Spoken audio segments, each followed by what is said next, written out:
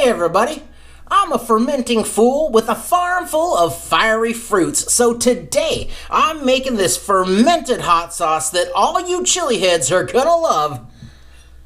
So let's get funky.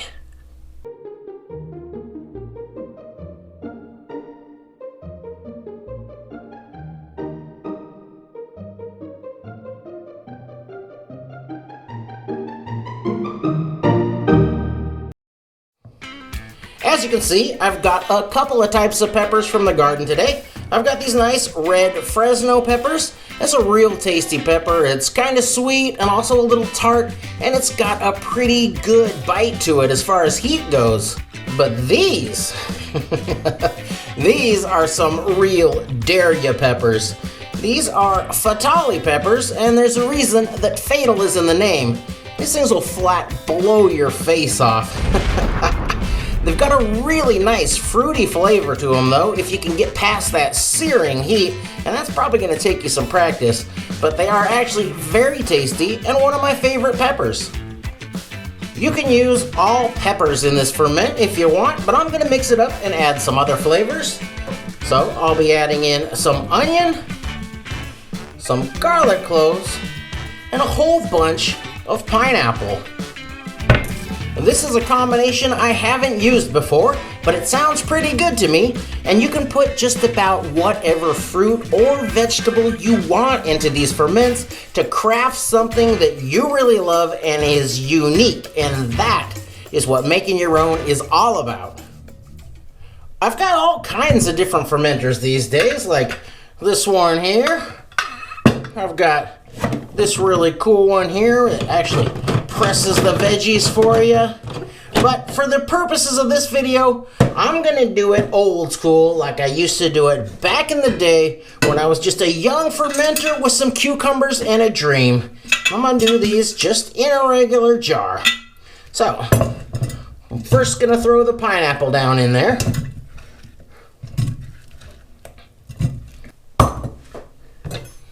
My onion kind of came apart on me, but that's no biggie.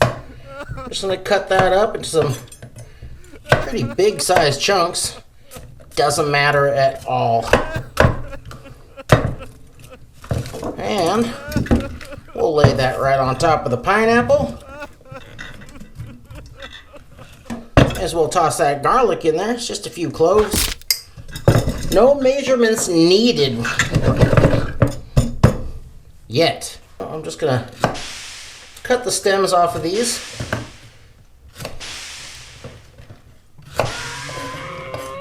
Oh man, the heat coming off of these, you're gonna feel it in your nose. Now, I'm just gonna cut these in half. I don't want any air pockets down in there. I'll just layer these in here.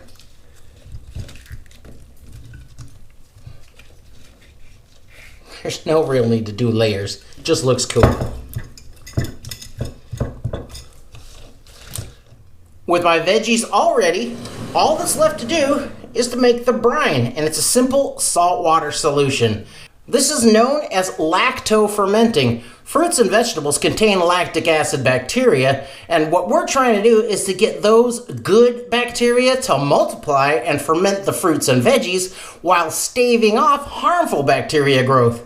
Fortunately, lactobacteria love highly saline and acidic environments, and harmful bacteria, for the most part, do not. So the salt brine is going to help that good bacteria, and as it ferments, it'll become more and more acidic, and it'll just become inhospitable to bad bacteria.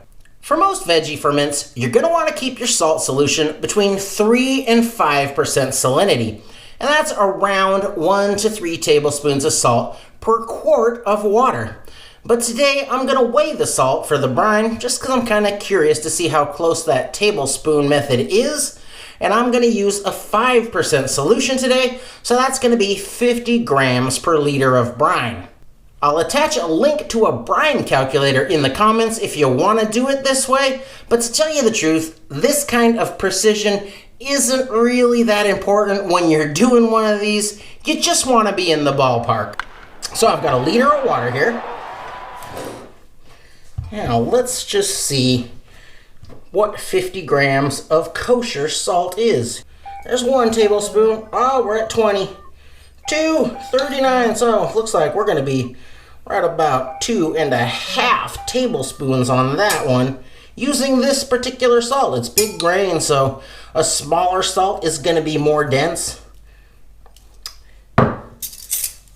But again, not that important as long as you're in the ballpark. I'll just get this dissolved all the way.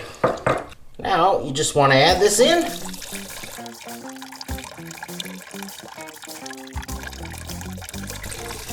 Make sure you've got enough brine to completely submerge your veggies, and I need to make a little bit more brine.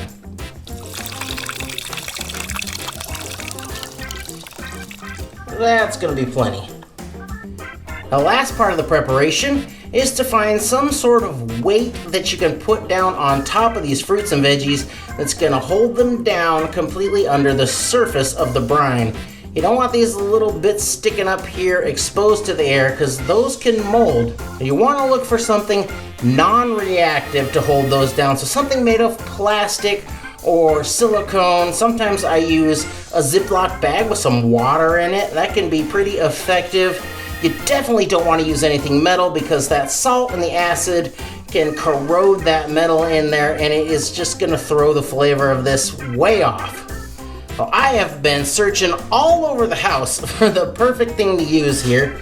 I was just looking for all sorts of lids like this, but I think I may have found the perfect thing. And that is this weird little silicone ice cube mold. Now, I think I can work this down in there and spread it out. Is this gonna work? I can't even believe it. That thing fits like a glove. I mean, it's almost as if that was made for this. I'll tell you what, that's never making ice cubes again. And now your fermentation has officially begun. Now what we want to do is allow this to breathe a little bit, but not a ton, and we definitely want to keep the bugs out of there. So what I do is take a couple layers of a cheesecloth, or sometimes I just use paper towels, and I'll put that on there. That's going to allow air to get in there. And keep that on with some rubber bands. Flip the top closed. I'll put the metal loop over it, but I'm not going to clamp it down. I want that to be loose, but not wide open. And that's going to allow some air to get in there and work around, and it's going to keep any bugs out of there. But I would dare a bug to get in there. It'd probably just disappear into a puff of smoke instantly. And now we'll just set this out on the counter, room temperature. This is probably going to take a week, but it could take up to 2 weeks. You might get some kind of white, flaky looking material growing on the surface of the brine down there. And that's nothing to worry about. It happens all the time. You can just leave it alone till we're done, or you can scrape it off if it's really bothering you.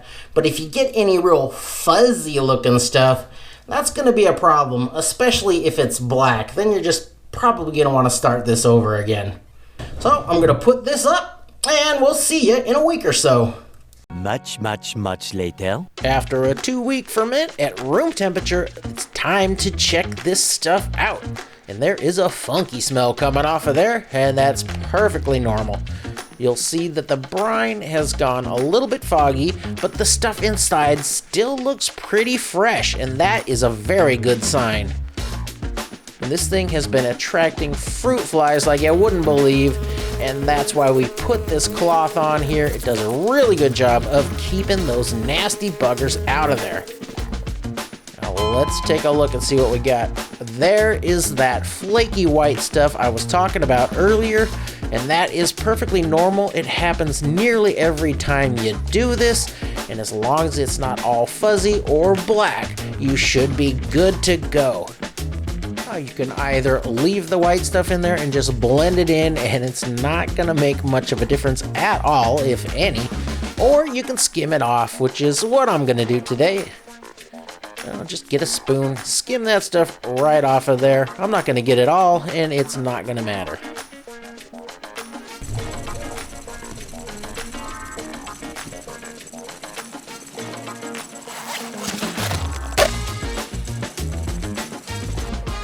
Be very careful when you do this. Maybe think about some eye protection. Now look how fresh everything still looks. But I assure you it is fermented and preserved. And I'll start by throwing in the pineapple and those red peppers and the onion and garlic. And then I'll blend that, and then I'll start to add in those Fatali peppers and blend them down till I get to the heat level I'm looking for, which is gonna be somewhere between smoking and face melting. Definitely gonna want a couple of those in there. Now I'll add in a little bit of that brine to get it started. Just a half cup or so. We'll see how that goes.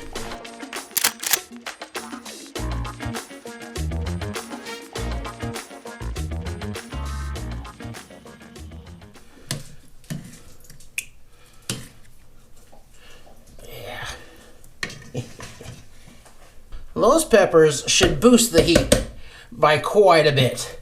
I also want this to be a little smoother, so I'm going to add back some liquid, and I could use more of the brine, but this is already pretty tart and salty, so I'm going to add a little bit of sweetness, and I'm going to put in just a little bit of pineapple juice.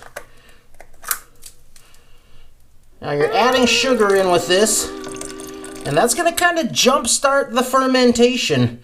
So while it's going to be a little sweeter today, in 2 weeks, it might be even more sour. It could even get a little fizzy or boozy on you.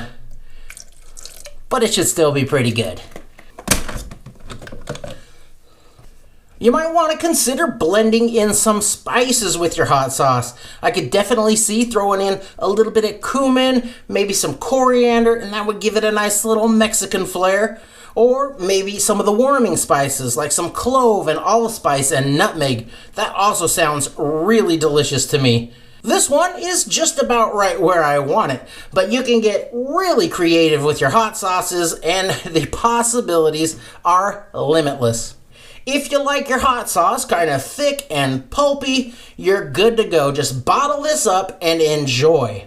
But the fruit and the vegetables that I put in here was never cooked, so that pulp does have a little grittiness left to it. So if you want that out of there, you can run this through a fine sieve and you're going to have another really excellent hot sauce.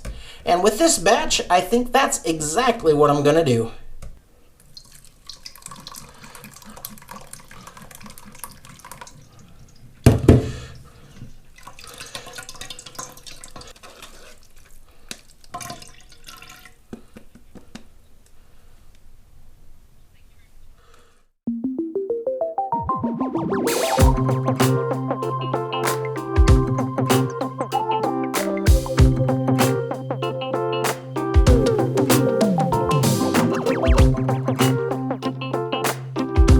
Check it out.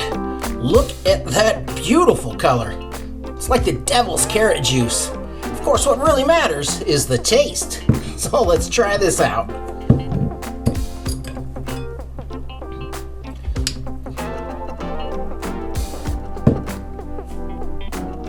Check out that bite.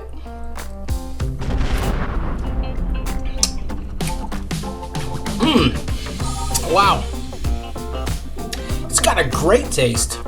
It's fruity, garlicky, got a nice garlic hit to it. And it's got that acidic fermented flavor that I love, that tartness. Tabasco sauce has the same sort of fermenty thing going on, but then they barrel age that stuff. And that sounds like a pretty fun project to me.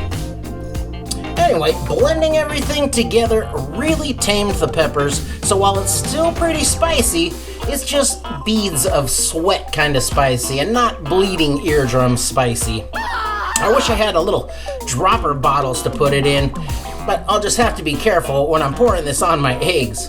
And speaking of bottles, keep in mind that this sauce is alive and it's gonna continue to ferment. So keep the bottles in the refrigerator. The cold temperature is gonna slow the fermentation way down, and that's gonna preserve the taste that you have right now, and it's also gonna help to keep gas from building up in the bottles. If you keep these out at room temperature, the gas is gonna build up in there, and you literally have a time bomb on your hands.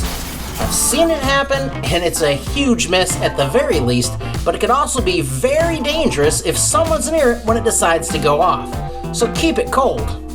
This is a fantastic ferment with a great funky flavor.